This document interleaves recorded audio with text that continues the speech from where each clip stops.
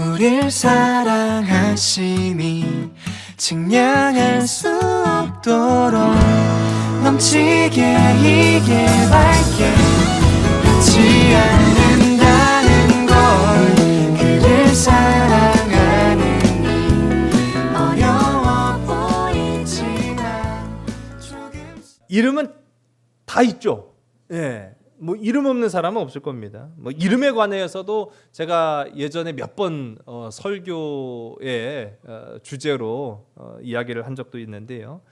뭐 누군가에게는 그저 이름에 불과한 경우도 있지만은 누군가에게는 그 이름이 전부일 수도 있습니다. 이름에 뜻이 담긴 나라도 뭐 여럿 있다고 해요. 그 중에 대표적인 나라가 우리나라. 예, 우리나라는 이름에 뜻이 담겨 있잖아요. 또 우리 이웃한 나라는 아니지만은 아주 매우 친숙한 이 성경 속 나라인 이스라엘. 이스라엘도 뜻을 담고 있죠. 그래서인지 몰라도요. 이름이 뜻이 있다는 것은 한편으로 말하면은 부담이 되기도 해요. 거룩한 부담일 수도 있죠. 이름 뜻이 나쁜 사람은 별로 없더라고요. 근데 그 이름 뜻대로 살아가는 사람이 없기도 하고 있기도 합니다. 그래서 그걸 우리가 뭐라고 말해요? 이름값 한다라고 하죠. 이름값 하는 사람도 있고 이름값 못하는 사람도 있어요. 뭐 예나 지금이나 크게 다를 바는 없습니다. 특히 이제 오늘 성경을 보게 되면 성경적 시대적 그 시대관은 아주 옛날이잖아요. 예, 수천 년 전 옛날인데 고대 근동에서는 과연 그 이름의 뜻을 어떻게 생각하고 어떻게 받아들였을까라고 이제 생각을 할 수 있죠. 그런데 놀랍게도요. 고대 근동 옛날 이 성경 시대에는요. 이름이 단순한 이름이 아니에요. 그 이름 이상의 의미를 담고 있다고 해도 과언이 아닐 겁니다. 고대 근동에서는요. 이름 그 자체가 그 사람의 존재의 이 여부를 나타내기도 합니다. 즉 이름은 단순히 누군가의 정보를 알리는 데 불과하지 않고 그 사람의 존재, 그 사람의 성격, 그 사람의 권위, 그 사람의 능력, 그리고 그 사람의 정체성, 그리고 그 사람의 사명까지도 다 이름 속에 담고 있어요. 예수님이 이름을 계명시킨 제자들도 있죠. 대표적으로 우리가 잘 아는 베드로입니다. 베드로나 게바나. 사실은 게바도 같은 이름의 뜻은 가지고 있어요. 이름의 뜻이 다르진 않아요. 그런데 표현의 방법이 달라졌다고 제가 전에 말씀드렸죠. 더 이상 이스라엘 안에서만 통용되는 이름이 아니라 너의 이름이 전 세계로 뻗어나가야 된다. 그래서 많은 사람들이 네 이름을 듣고도 그 이름의 뜻이 뭐지? 라고 하는 것을 알게끔 해라. 여러분 우리가 잘 아는 것처럼 이 게바 시몬 베드로의 이름의 뜻은 반석이죠. 예, 그렇습니다. 이름의 뜻대로 살아가라고 예수님께서 그 이름을 많은 사람들이 반석과 같은 사람, 믿음의 반석 그렇게 불려졌다라고 한다면 이름값 안 할래 안 할 수가 없겠죠. 그러니까 이름이 담고 있는 것에는요 참 많은 설명들을 내용들을 포함하고 있다라는 걸 우리가 봅니다. 그래서 이름을 밝힌다는 것, 또 그 이름을 안다라고 하는 것은요 단순히 이름 석자, 저는 두자입니다. 그러니까 이름의 그 단순한 그 명칭만이 아니라 그 존재의 성격과 권위에 접근한다라고 하는 것을 의미하는 거예요. 이름을 알았다. 성경에서는요 또 이름이요 소유권을 의미하기도 합니다. 제가 앞서도 이름에 관해서 여러 차례 좀 말씀드렸다고 했는데 전에 이 이름을 지을 수 있는 권한을 하나님께서 주셨어요. 창세기 2장 18절에서부터 20절까지의 말씀 보면 하나님이 에덴 동산을 만드시고 그리고 하나님의 형상을 따라 지은 아담에게 이 에덴 동산에 살고 있는 모든 동식물들의 이름을 짓게 하셨습니다. 그런데 여러분 그냥 단순히 이름을 지었다라고 하는 것에만 의미가 부여된 게 아니라 그 이름을 짓는 자가 그것의 소유자가 되는 거예요. 주인이 된다라는 거죠. 에덴 동산 안의 모든 동물들은 사실은요 하나님 것입니다. 그런데 하나님이 에덴 동산의 모든 것들을 창조하셨음에도 불구하고 누구한테 이름을 지으라고 했다고요? 아담한테. 이름을 지은 자가 소유자가 된다고 했잖아요. 그러면 누구한테 그 소유권을 넘겨주신 거예요? 아담에게. 아담은 우리가 바꿔 말하면 인간이죠. 이 세상 모든 만물들은요, 모든 생명이 있는 것들은 다 하나님 것입니다. 동의 안 하신 분은 없죠? 예. 그런데 하나님은요, 이 세상 모든 것의 주인이 되시지만 그 소유권을 우리에게 넘겨주신 거예요.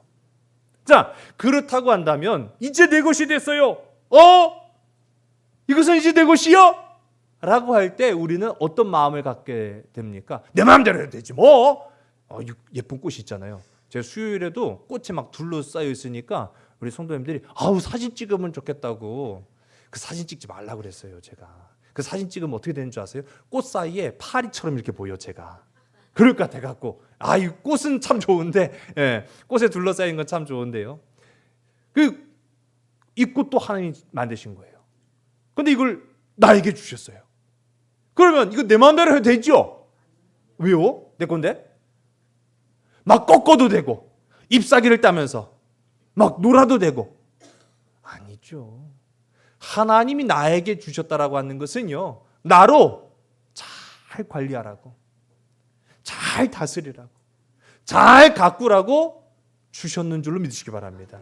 그래서 하나님이 소유권을 넘겨주셨다라는 것은, 그 권한을 주셨다라는 것은 그 권한에 걸맞는 이름값 하라는 거예요. 여러분, 이름값 하는 우리 그리스도인들이 되기를 주의 이름 간절히 소원합니다.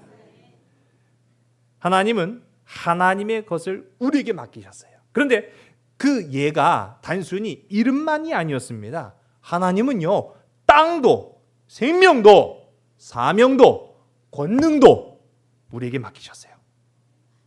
오늘 성령 강림절입니다. 성령이 마가 다락방에 모였던 예수님의 제자들에게 충만하게 임했어요. 그리고 그들은 나가서 예수 복음을 전하기 시작합니다. 그리스도인이라고 불렸다라고 한다면 그리스도인으로서의 사명을 감당할 수 있어야 되는데, 그러기 위해서는 성령이 임해야 된다는 거예요. 여러분도 마찬가지입니다. 우리도 그렇습니다. 하나님의 백성과 하나님의 자녀로서 세상에서, 일터에서, 가정에서 살아가려고 한다면은 그 무엇보다도 성령을 받아야 됩니다. 하나님께서요, 땅도 주셨고 생명도 주셨고 사명도 주셨고 능력도 주셨다라는 것은 성령 받고 살아가라는 얘기예요. 그리고 그 주신 것을, 그 받은 것을, 그 소유한 것을 내 것이라고 내 마음대로, 내 뜻대로, 내 판단대로 하는 것이 아니라 하나님의 것임을 알기에 더 귀하게 살아가라고, 더 복 있게 살아가라고, 더 잘 가꾸라고 하나님께서 우리에게 주셨다라는 사실을 잊지 않는 저와 여러분 되길 간절히 소원합니다. 그래, 하나님께서 이스라엘 백성들에게 가나안을 정복해라, 내가 너에게 줄 젖과 꿀이 흐르는 땅이다 주셨어요. 그냥 거저 주시진 않았어요. 여러분 지금 잘 보세요. 그래서 하나님이 주셨다고 해서 거저 주신 게 없어요.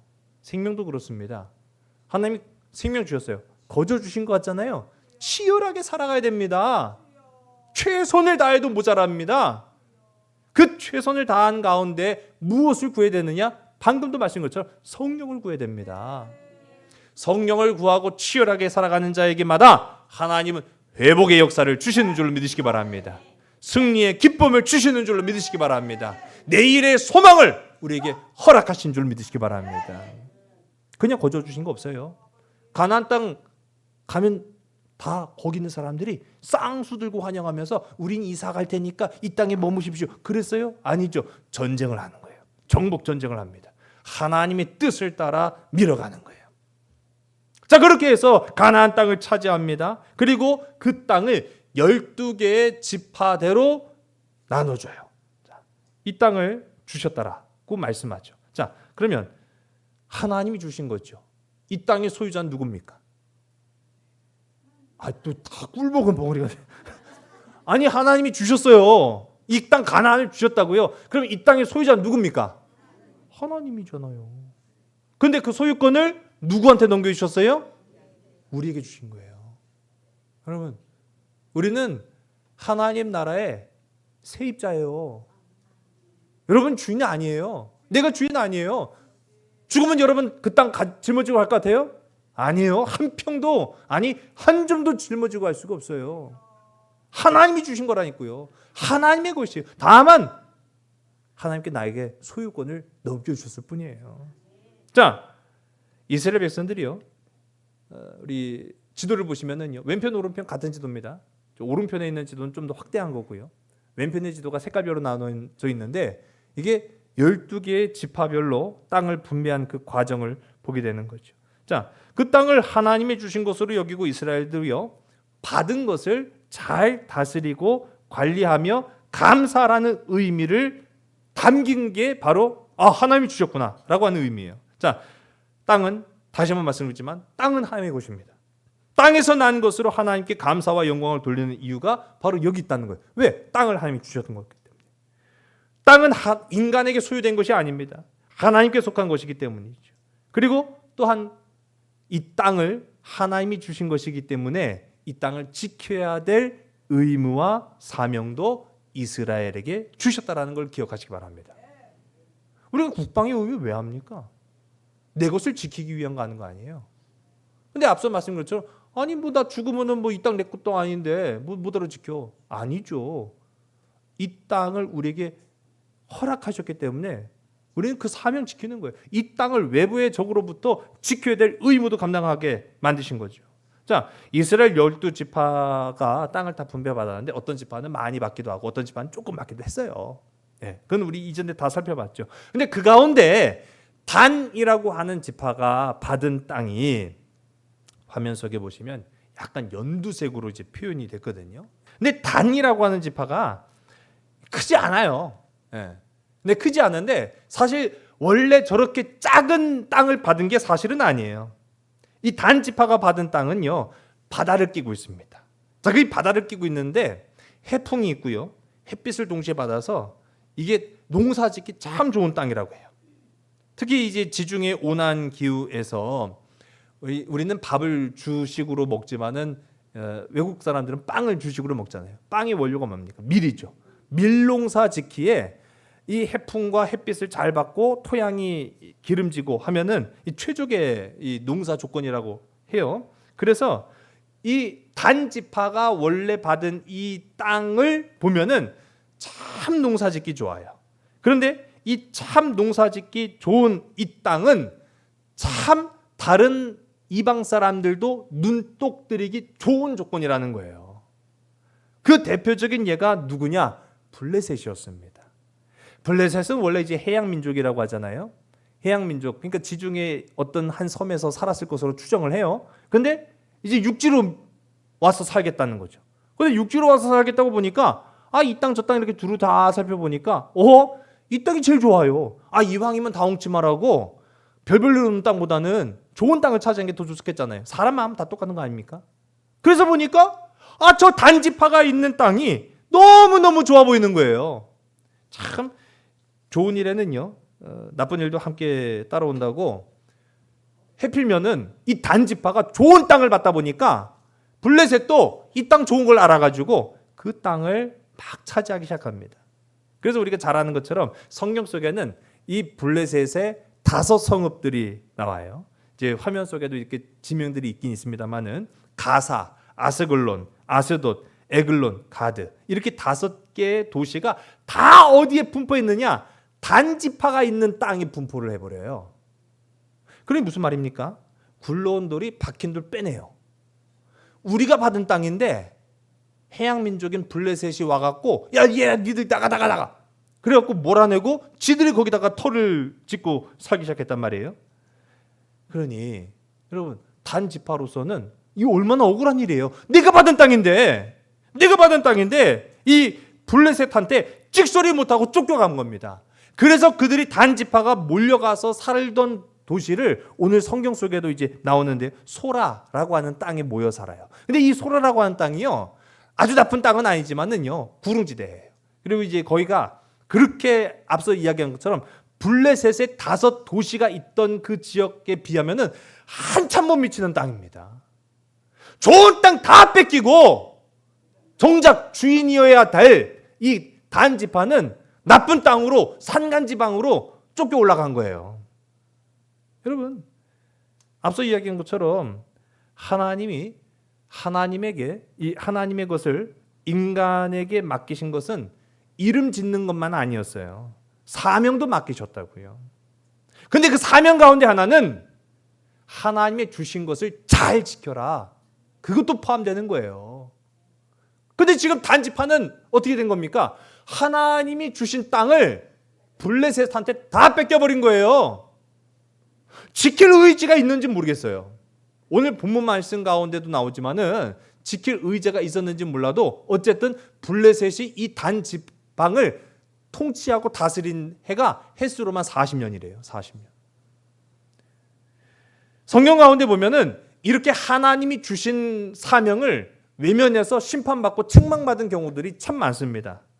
대표적인 예가 이제 우리가 나중에 살펴보겠습니다만은 사사기 시대가 끝나고 왕의 시대가 시작됐는데 그 첫 번째 왕이었던 사울 임금은요, 하나님이 사사로 하지 못했던 일들을 부여해 주신 그 어떻게 보면 막중한 책무를 가지고 그 왕이라고 하는 지위에 올랐던 사람이에요.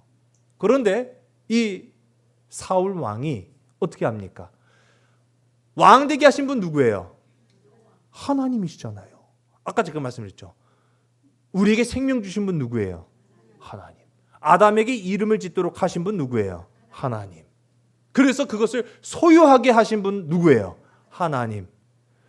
왕으로서 그 책무를 감당하라고 명령을 주신 분도 하나님인데 하나님 앞에 불순종합니다. 그 나중에 이제 책망을 받는 모습들이 나타나죠. 마태복음 25장의 말씀 보면 우리 예수님께서 비유로 하신 말씀이 있는데 달란트 비유가 나와요. 이 달란트 비유의 이야기를 보면은 은사를 받아요. 각기 다 달라요. 그 은사 따라서 각기 다른 이 달란트를 받습니다. 중요한 것은 뭐냐면은 은사 받은 자가 은사를 사용하지 않을 때가 문제가 된다는 얘기예요. 여러분, 여러분들에게 은사가 주어졌습니다. 뭐 단순히 그것을요 영적인 은사로만 보지 마시고 하나님께서 세상을 향해서 살아가라고 우리에게 주신 일들이 있어요. 직장 생활하는 사람은 직장 생활의 은사, 농사를 짓는 사람에게 농사를 짓는 것에 대한 은사, 가정을 책임져야 될 사람에게는 가정에 대한 은사. 여러분, 그 각기 주어진 은사를 잘 수행하는, 그래서 그것이 하나님께 영광이 된다라는 사실을 고백할 수 있는 저와 여러분 되길 간절히 소원합니다. 그렇게 안 하면 책만 받는 거예요. 반대로 그 맡겨진 은사를 잘 활용하는 사람은 어떤 결과가 주어집니까? 복을 받잖아요. 맡겨진 말씀을 왜곡하거나 전하지 않은 경우도 마찬가지입니다. 우리 성경 속에 나오는 요나 이야기. 하나님께서 요나에게 너 니느웨 가서 복음 좀 전해라 라고 말씀하셨는데 요나의 선택은 어떻습니까? 싫어요! 네가 왜? 하면서 정반대 방향으로 가죠. 여러분, 하나님의 말씀을 전해야 될 일들을 감당하지 않는 것 또한 마찬가지로 불순종이에요. 오늘 우리가 함께 읽은 말씀에서도 이제 아주 극명하게 드러나죠. 단지파에게 하나님 땅을 주셨어요. 그냥 넉넉고 살라고 주신 게 아니에요. 눈에 불을 켜고 경계하면서 이 땅을 잘 지키도록 하나님께서 사명 주시면서 이거 이제 너의 땅인데 이거 지키지 않으면 안 돼. 잘 보호하고 가꾸고 다스리고 그리고 그 사명 감당하면 이 땅에서 나는 모든 것들이 다 네 것이 될 것이다. 아니 그런 축복을 주셨단 말이에요. 근데 이거 맹놓고 있다가 다 뺏겼어요. 블레셋한테. 사사기 2장 말씀을 보게 되면 하나님은 맡기신 그 땅을 온전히 관리하고 다스리지 않은 이스라엘 백성들을 책망하시는 말씀들을 보게 됩니다. 우리 이전에 다 함께 살펴본 말씀이거든요. 근데 이제 다시 한번 보겠습니다. 사사기 2장 2절과 3절의 말씀을 우리 화면을 보시고 함께 있습니다. 너희는 이 땅의 주민과 언약을 맺지 말며 그들의 제단들을 헐라하였거늘 너희가 내 목소리를 듣지 아니하였으니 어찌하여 그리하였느냐. 그러므로 내가 또 말하기를 내가 그들을 너희 앞에서 쫓아내지 아니하리니 그들이 너희 옆구리에 가시가 될 것이며 그들의 신들이 너에게 올무가 되리라 하였노라. 아멘. 보세요. 그대로 이루어집니다. 그대로 이루어진 거예요. 물론 블레셋은 전쟁을 통해서 단지파 이스라엘 백성들을 쫓아냈지만은요, 더러는 아유 뭐 우리 뭐 전쟁하지 말고 잘 먹고 잘 살자야. 너나 나나 뭐 다 똑같은데 다 똑같긴 뭐가 다 똑같아요. 하나도 안 똑같아요. 사사기는 다시 한번 말씀드리지만 우리의 정체성이 무엇이냐라는 것을 알고 깨닫고 고백하고 살아가라는 거예요. 여러분, 우리가 누굽니까? 하나님의 백성이에요. 하나님의 자녀로서의 삶을 이 땅 가운데에서 세상 가운데에서 여러분의 삶의 터전 가운데에서 중심 잃지 말고 잘 살아내는, 그래서 마침내 하나님이 주시는 놀라운 축복을 누리는 구원의 기쁨을 얻는 저와 여러분들에게 간절히 소원합니다. 그렇게 안 하면요, 보세요. 그들이 슬그머니 들어와서 네 옆구리에 가시가 될 것이다. 그게 블레셋이 됐잖아요. 자, 단지파가 이제 소라라고 하는 땅에 몰리게 된 것을 우리가 보죠. 뭐 얼마나 블레셋한테 저항을 했는지는 우리가 알 수가 없지만 분명한 한 가지 사실은 이게 지금 오늘의 모습이 과거의 우리의 믿음이었다는 거예요. 지금의 현재의 이 모습이 과거에 내가 살아왔던 그 흔적이었다는 거죠. 여러분, 내일을 어떻게 살아가겠습니까? 오늘 이 말씀에 전에 서서 성령의 은사를 받고 오늘 이 하루를 충실하게 믿음 따라 말씀 따라 살아간다면 내일은 소망이 있게 될 줄로 믿습니다.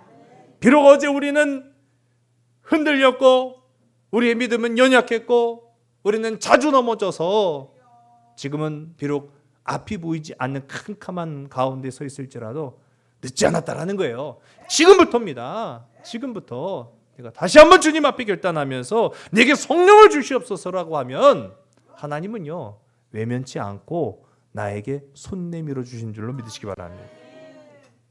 어쨌든 이 단지파, 특히 이제 오늘 대표적인 예로 이야기하는 단지파의 결과는 비극적인 것이었죠. 오늘 본문은 아닙니다만은 우리 13장이 시작되는 1절의 말씀을 우리 함께 읽습니다. 이스라엘 자손이 다시 여호와의 목전에 악을 행하였으므로 여호와께서 그들을 40년 동안 블레셋 사람의 손에 넘겨주시니라. 아멘.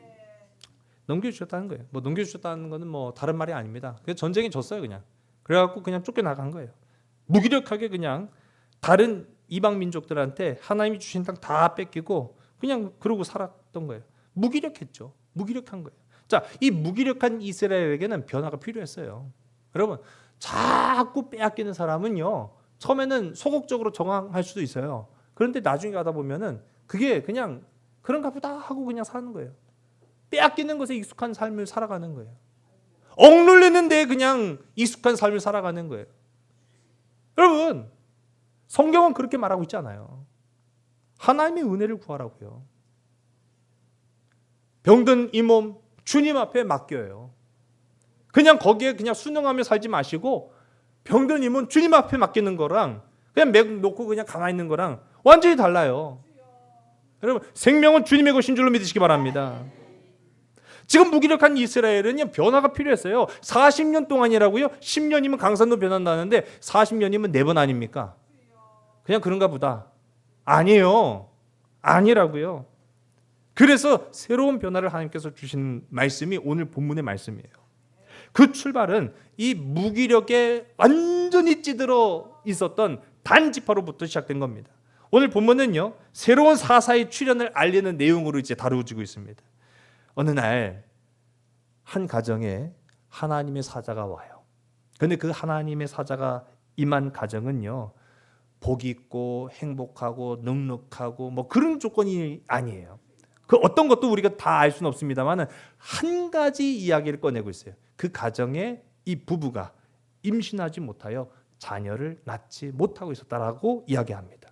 임신하지 못하는 단지파 마누아라고 하는 사람의 아내 앞에 하나님의 사자가 나타나요. 그리고 하나님의 사자가 그녀에게 넌 임신하게 될 거야 라고 약속을 합니다.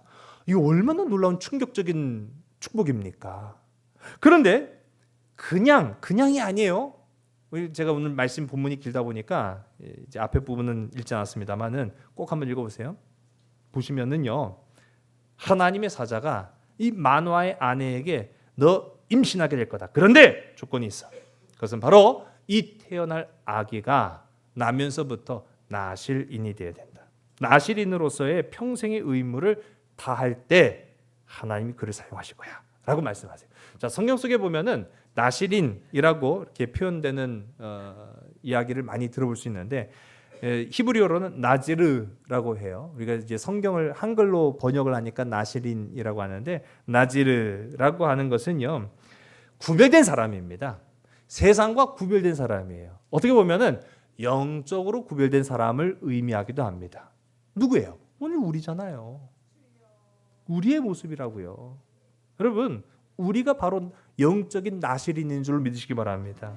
근데 이 나실인에 대한 조건들이 성경 속에 나타납니다. 이제 뭐 대표적인 게 포도주, 독주, 그러니까 술 같은 거 먹지 말라 이야기해요.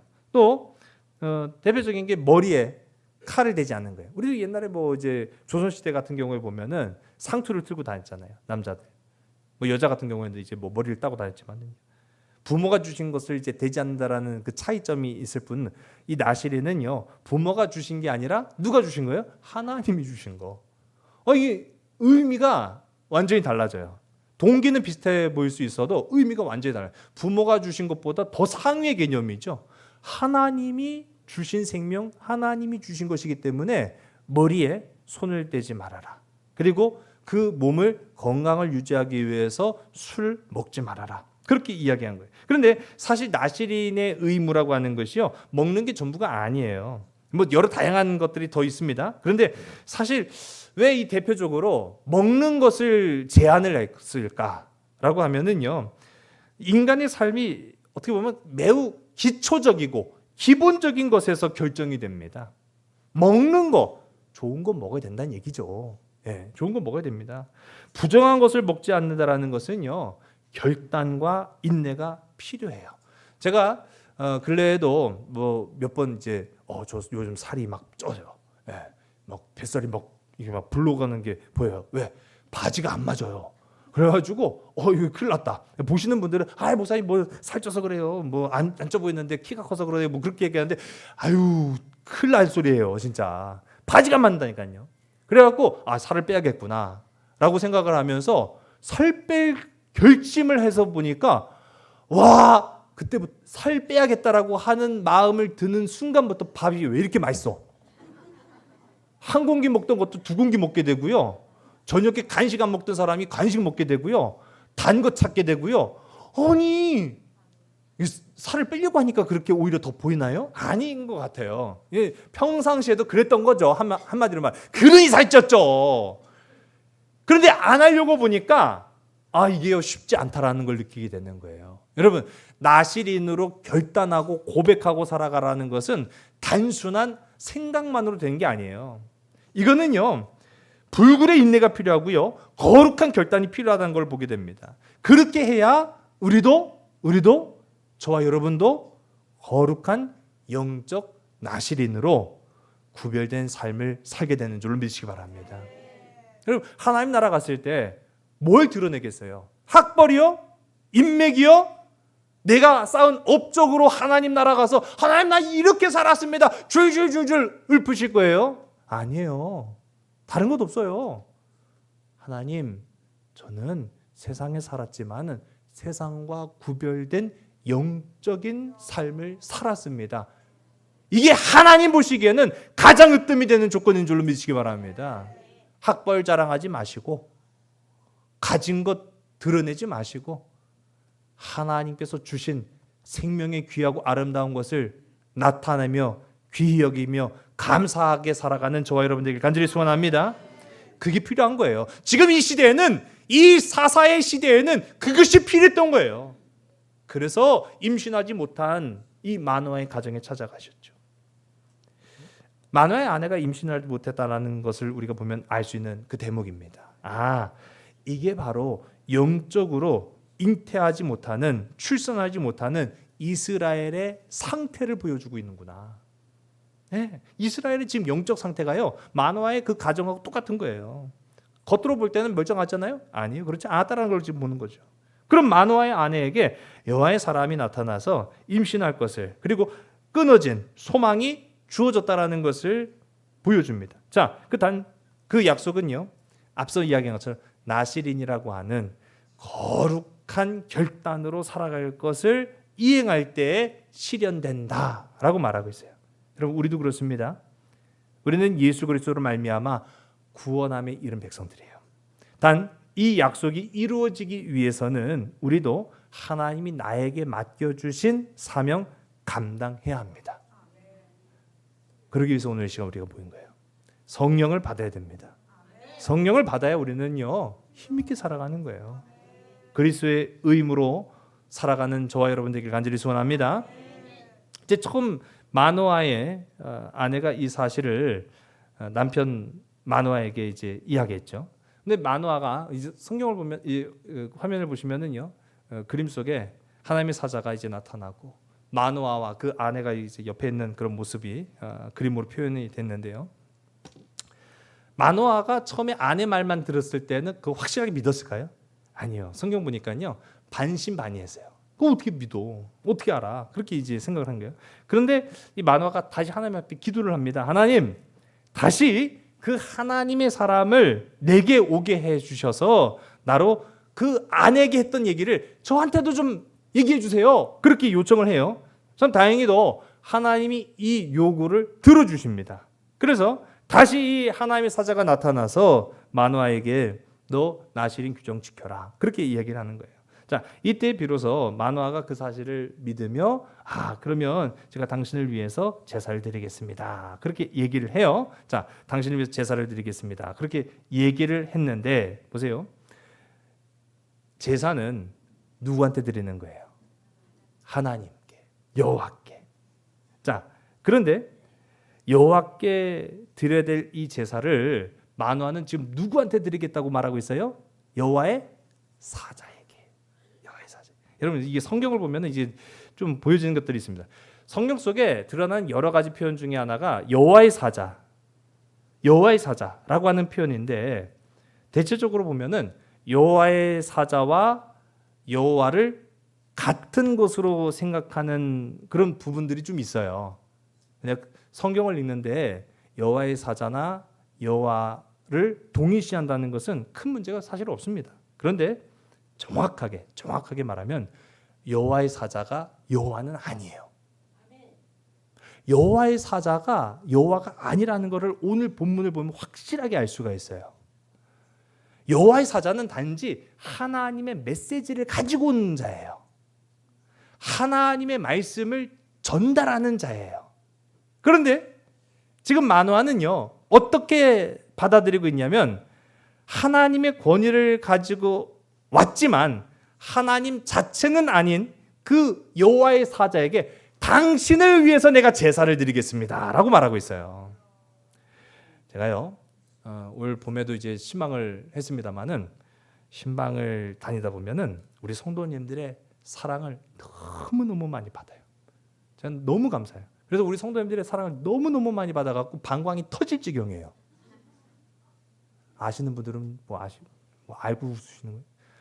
가정마다 제가 많이 차리지 마시라고 그렇게 신신당부를 했어도 저는 성도님들의 이 마음이 이해가 돼요. 그렇잖아요. 예의잖아요. 예. 주의 종이 오는데 아무것도 없다 그러면 좀 안 되니까 조금씩 또 챙겨요. 우리 속장님들도 보면은 제가 신신당부를 하거든요.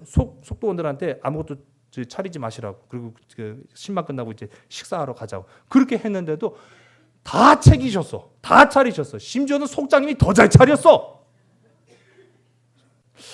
그래서 제가 이걸 어떻게 해야 되나. 근데 또 조금씩 먹다 보면 이게 양이 많아지잖아요. 그럼 진짜 방광이 터질 지경이에요. 그 성령이 임재되는데 막 어디 이제 화장실 어디 가야 되나 그런 생각부터 이제 들어가지고. 근데 제가 뭐 뭐 우스갯소리를 말씀드리지만은 걱정하지 마세요. 예, 이제는 뭐 제가 체면 불구하고 화장실부터 가는 경우도 많아요. 예, 목사가 화장실 가면은 좀 많이 처먹었구나 그렇게 생각하시면 됩니다. 예, 뭐 그렇다고 해서 차리지 말라는 게 아니에요. 제가 마노의 심정을 이해하려고 하다 보니까 드는 생각이에요. 마노의 심정이 이해가 가죠. 아니 자식이 없던 가정에 하나님의 사자가 와서 자식을 죽여놓으라고 얘기했는데 어찌 기쁘지 않을 수가 있어요. 여호와의 사자를 대접하고자 하는 그 마음은 충분히 이해가 갑니다. 그러나 영광을 받으셔야 될 분은 하나님이지 여호와의 사자가 아니라는 거예요. 그래서 여호와의 사자가 오히려 이 만화를 꾸짖습니다. 그러면서 우리가 함께 읽은 본문 17절과 18절의 말씀에 이렇게 나타나거든요. 함께 읽습니다. 만화가 또 여호와의 사자에게 말하되 당신의 이름이 무엇이니까 당신의 말씀이 이루어질 때 우리가 당신을 존귀히 여기리이다 하니 여호와의 사자가 그에게 이르되 어찌하여 내 이름을 묻느냐 내 이름은 기묘자라 아니라. 아멘. 이 부분을요 우리가 이제 이렇게 보면 돼요. 만화는 대접해드리고 싶었는데 여호와의 사자는 그걸 거절해요. 번제는 하나님이 받으셔야지 내가 받는 게 아니야. 그러니까 만화가 이제는 뭐라고 묻습니까? 그럼 당신의 이름만이라도 알려주세요. 제가 살아가는 동안에 당신의 이름을 두고두고 잊지 않으려고 합니다. 근데 이 이야기에 천사가 하는 반응이 바로 이거예요. 내 이름을 왜 물어? 내 이름을 왜 물어봐? 내 이름은 기묘자다. 그렇게 대답을 하죠.